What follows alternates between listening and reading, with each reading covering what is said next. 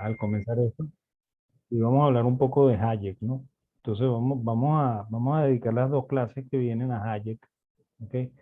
Pero aquí yo voy a revisar es el Hayek del final de la vida, ¿no? O sea, Hayek tiene una evolución bien, bien diversa, ¿no? Porque originalmente Hayek era muy propenso, como quizá también ocurrió con Schumpeter, que originalmente era austríaco. Tuvo un periodo en el cual tuvo una predilección muy especial por el trabajo de Walras, ¿ok? Que yo de verdad nunca entendí, ¿no? O sea, yo no entiendo cómo a un austríaco le puede gustar el trabajo de Walras, ¿ok? Pero bueno, esas son cosas que de repente quien vea lo que yo hago ¿cómo se llama? Y lea lo que yo escribo, probablemente diga que no entiende, por ejemplo, por qué a mí me gusta Pareto, ¿no?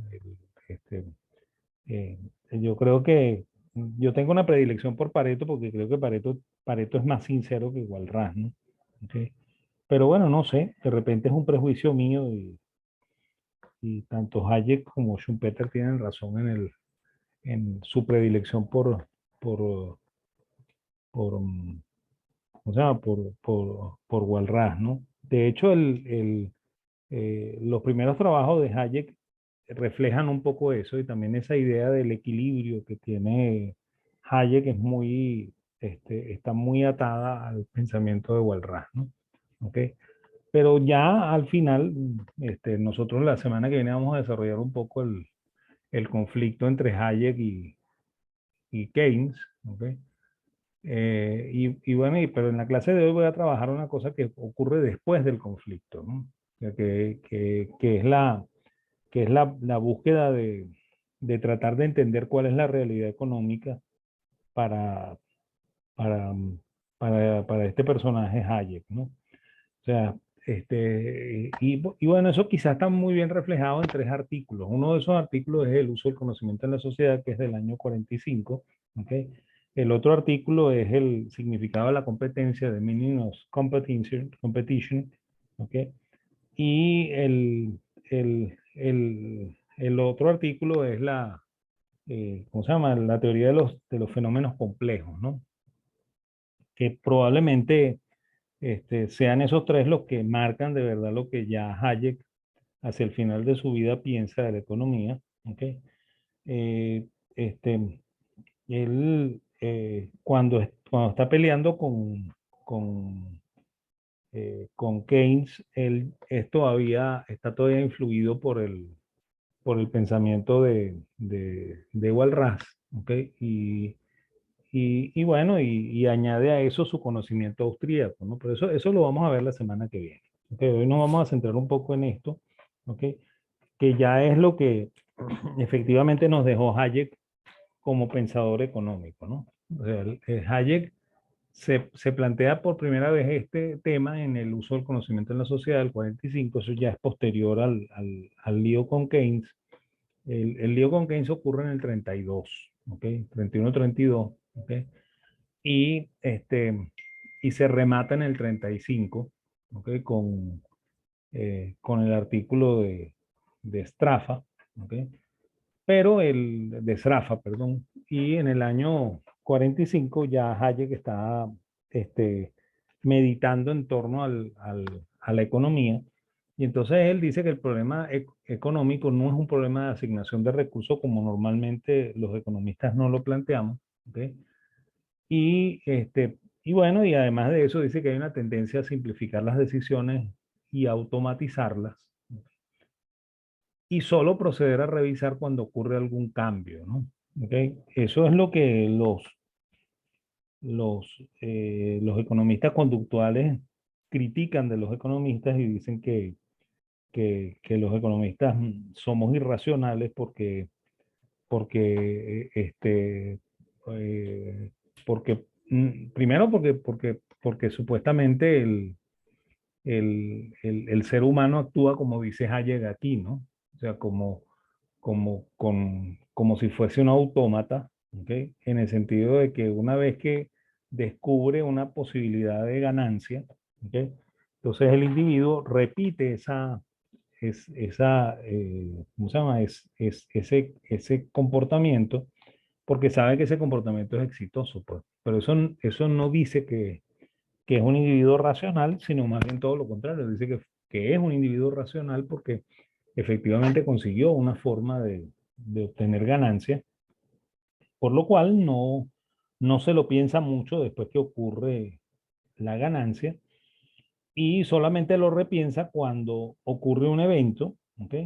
Que hace que él reflexione en torno a que debe hacer algún cambio para poder volver a obtener ganancias, ¿no? Entonces, es ese comportamiento en el interín, de repetir la acción porque saben que es exitosa, es lo que normalmente ocurre con los empresarios, pues los empresarios normalmente hacen eso, ¿no? ¿Ok? Entonces, según eso, el verdadero problema económico que tiene que enfrentar el economista es el cambio, o sea, es por qué ocurre ese cambio, ¿no? Porque una cosa que antes era exitosa deja de serlo, ¿ok? Y, y eso cambia por completo todo el panorama de lo que hacen los economistas, pues. O sea, eso significaría la verdadera función de un economista no es estudiar la asignación de recursos, sino más bien estudiar qué es lo que hace el empresario, ¿no? Cómo el empresario toma las decisiones y cómo es que él asigna los recursos, ¿ok? No nosotros decirle a él cómo él tiene que asignarlo, sino más bien todo lo contrario, estudiar cómo es que él lo hace, ¿ok? Y reflejarlo en nuestros trabajos, ¿ok? Eso es lo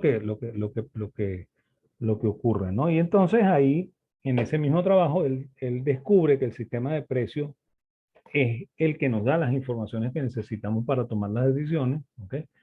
Y ese sistema de precios permite que, sin tener un conocimiento total de la información, se puedan tomar las decisiones, ¿ok? Por tanto, él, él expone que no existe la persona que posee toda la información, ¿ok? Y si existiese, ¿ok? Esa persona estaría incapacitada para tomar decisiones porque el exceso de información le impediría tomar la decisión, pues, ¿ok? Y esa es la razón por la cual el conocimiento está normalmente disperso y nunca es homogéneo, ¿ok? En, en, en el mercado, ¿ok? Ni tampoco es único, ¿ok? Entonces el conocimiento en realidad no está eh, como dicen los modelos de economía, perfectamente definido y que el conocimiento es homogéneo y que lo poseen todas las personas al mismo tiempo, sino que más bien todo lo contrario, el conocimiento está disperso, ¿no? ¿Ok? Y esa dispersión del conocimiento, ¿ok? Es lo que permitió durante mucho tiempo la división del trabajo y el desarrollo de la sociedad humana, pues. O sea, esa división del conocimiento, ¿ok? Que no tuviese el conocimiento perfectamente definido, ¿ok? Y sistematizado en un solo individuo, sino que sea ¿cómo se llama? Una posesión común y dispersa, ¿no? ¿Ok? Entonces, él habla de una división del conocimiento como verdadero origen de la división del trabajo. O sea, él cree que de verdad la división del trabajo no ocurre porque a alguien se le ocurrió fraccionar el trabajo en partes, sino porque existe una verdadera división del conocimiento, ¿ok? Y esa misma, o sea, hay una suerte de relación recíproca en la cual la división del conocimiento origina la división del trabajo y la división del trabajo perfecciona la división del conocimiento y perfecciona la división del trabajo, ¿no? ¿Ok? Y si el ser humano no utilizase ese sistema de precios, se vería obligado a tener un sistema parecido al que tienen los insectos sociales, ¿okay? O sea, las hormigas, los comejenes y las avispas y las abejas. ¿Okay? Eh, y bueno, y lo que ha ocurrido realmente en términos históricos es que cada vez que el ser humano ha intentado tener un sistema así planificado, el fracaso al cual se conduce es rotundo, ¿no? Y quizá el ejemplo más sonoro sea el de la Unión Soviética, ¿ok? Y bueno, y nosotros también somos un ejemplo dentro de ese ámbito. Pues, o sea, nosotros cada vez que hemos tratado de planificar, ¿ok? Lo que ha ocurrido es una cosa completamente disparatada, ¿no? ¿Ok? O sea que creo que ahí Hayek como que tiene razón, ¿ok? Y bueno, y suponer que todo el conocimiento está disponible para una sola mente es suponer que el problema es demasiado simple y que quizás el problema no existe, ¿ok? Y pasa por alto lo que de verdad es significativo en el mundo, ¿ok? Eh, que es esta división del conocimiento, ¿no? Y que cualquier enfoque tal como el de gran parte de la economía matemática con sus ecuaciones simultáneas, ¿ok? Que parte del supuesto de que el conocimiento de las personas corresponde a los hechos objetivos de la situación, deja sistemáticamente fuera, ¿okay? La principal tarea del economista, que como dijimos antes, es sencillamente evaluar el cambio. Pues, ¿okay? O sea, eso es lo que vive dentro de ese artículo que se llama el uso del conocimiento en la sociedad. ¿Okay? Y bueno, y así, ¿okay? Con esa clase tan breve, yo concluyo la clase de hoy. ¿Okay? Yo lo que voy a hacer son dos cosas, ¿no? En primer lugar, oírlo si ustedes tienen algún tipo de comentario al respecto. ¿Okay? Y la otra cosa es que esta noche, cuando yo esté cargando el video de esto, voy a colocar además el artículo ese del uso del conocimiento en la sociedad para que lo puedan leer, ¿okay? Y para que ¿cómo se llama? Si no les generó dudas esta clase, bueno, se generen ustedes sus propias dudas y en la clase que viene discutimos al respecto, ¿no? ¿Ok?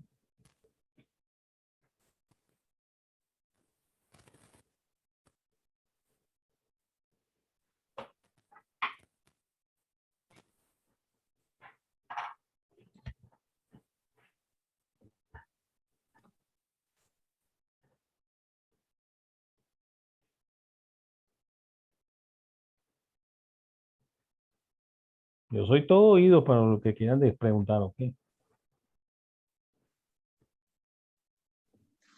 Buen día, profesor. Yo creo que Bueno, llegué un poquito tarde, como a las 9:07. ¿ah? Entonces, que yo creo que llegué como un poco tarde, como a las 9:07. Entonces, quería consultarle sobre esto del conocimiento. No, Él ha visto yo no empecé tan temprano tampoco, ¿no?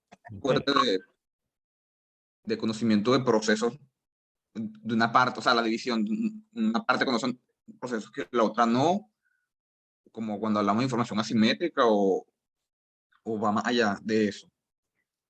Creo que va más allá de eso, ¿no? Lo que plantea Hayek es que nadie tiene la información perfecta, ¿ok? Como normalmente se dice en los modelos económicos nuestros, ¿ok? Por ejemplo, cuando hablan de competencia perfecta, dicen que la información es perfectamente conocida por todos los participantes en el mercado, ¿ok? Eso dice Hayek que no es posible, pues, que nadie puede tener toda la información completa de todo el mercado y menos la pueden tener todos, ¿no? ¿Ok? Es más, dice que si uno llegase a tener toda la información, uno no podría actuar, ¿ok? Porque la misma información le impediría actuar. ¿Ok? Más bien la actuación ocurre por una imperfección del conocimiento, pues, o sea, por no saber cómo es el conocimiento total y imaginarse una parte de ese conocimiento y hacer la decisión al respecto, ¿no?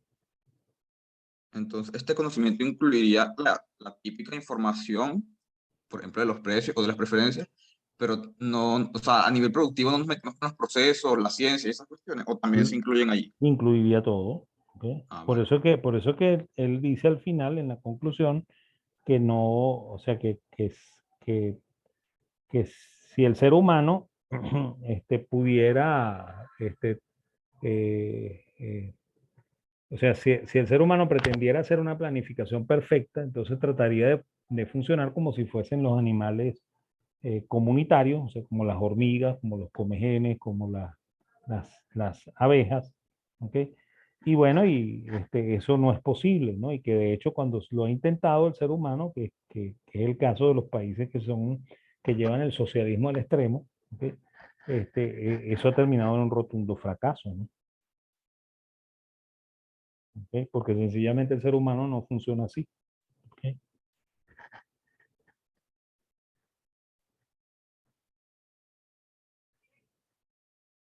Vale, gracias. Ok.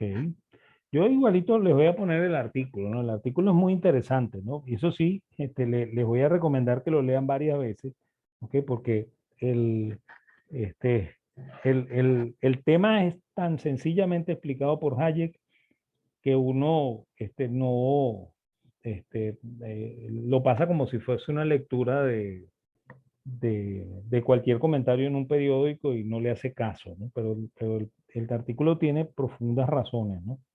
¿Ok? De hecho, yo lo usaba cuando daba clases de teoría económica, se lo daba a los chicos para que lo leyeran, ¿ok? Y para que me hicieran una pequeña interpretación del artículo, ¿no? Y las interpretaciones siempre eran este, sobre algún segmento nada más porque no lograban captar toda la idea completa de Hayek, ¿no?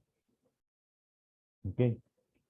Yo insisto en que es un artículo excesivamente profundo, aunque está escrito de una manera muy sencilla, ¿ok? Y bueno, y da lugar a malas interpretaciones, pues. ¿Ok? Pero ese artículo marca el cambio fundamental de Hayek, pues. ¿Ok? O sea, ya en el 45 él se había repensado todo, ¿no? Él ya había tenido la discusión con Keynes, ¿ok? Este, y bueno, y comienza a repensar su forma de entender la economía y su forma de entender el mundo, pues. Por eso es que él escribe ese trabajo que se llama El uso del conocimiento en la sociedad, ¿no? Y escribe también un trabajo que es donde está el significado de la competencia, ¿no? The meaning of competition, ¿ok? Está en un trabajo que no ha sido nunca traducido al castellano. El significado de la competencia, no, sí, pero el trabajo completo no, ¿no?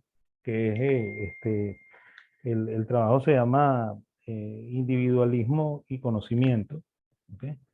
Eh, pero ese trabajo, extrañamente, o sea, ese grupo de ensayos nunca ha sido traducido totalmente al castellano. ¿Ok? Y nunca ha sido publicado el libro completo traducido. A mí me extraña que eso no haya pasado,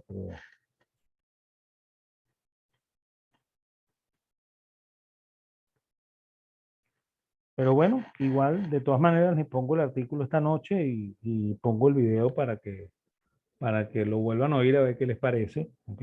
Y bueno, y hablaremos la semana que viene al respecto, ¿no? ¿Ok? Eso es lo que tocará. ¿Ok? Entonces, bueno, si no hay ninguna otra pregunta, ninguna otra intervención, paramos aquí y nos vemos la semana que viene.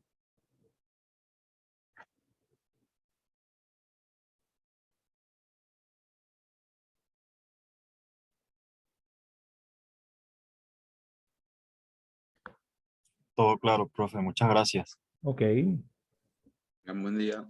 ok, igual que les vaya bonito. Ok, ok, don Jaime, no hay rollo. Usted me escribe y yo le contesto.